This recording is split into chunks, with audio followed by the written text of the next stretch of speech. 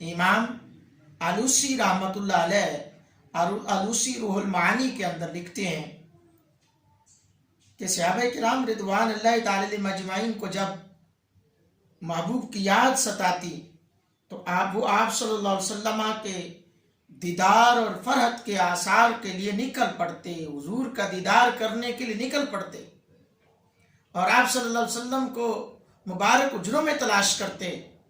یعنی حضور کے بعد از وصال کی یہ بات کر رہا ہوں کہ حضور علیہ الصلوۃ والسلام کو مبارک حجروں میں تلاش کرتے. امہات المومنین سے عرض کرتے کہ ہمیں آپ محبوب خدا امام الانبیاء صلی اللہ علیہ وسلم کا دیدار کرا دیجئے، کیونکہ حضور کے دیدار کے بغیر ہمیں چین نہیں آ رہا.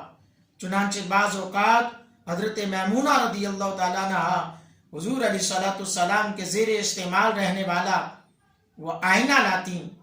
جب صحابہ کرام رضوان اللہ تعالی علیہم اجمعین اس شیشے کو دیکھتے، اس آئینے کو دیکھتے، تو بجائے اپنے آپ کو دیکھنے کے وہ رسول اللہ صلی اللہ علیہ وآلہ وسلم کو جلوہ افروز پاتے.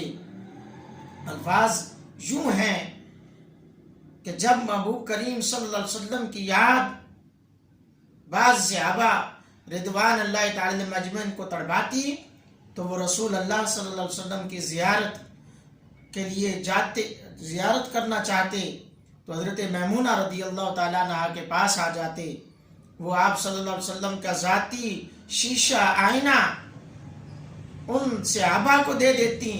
جب وہ صحابہ اس آئینے کو دیکھتے تو اپنی صورت کہ اسے بجائے اپنی صورت کے انہیں اپنے محبوب کریم علیہ الصلوۃ والسلام کی صورت نظر آیا کرتی.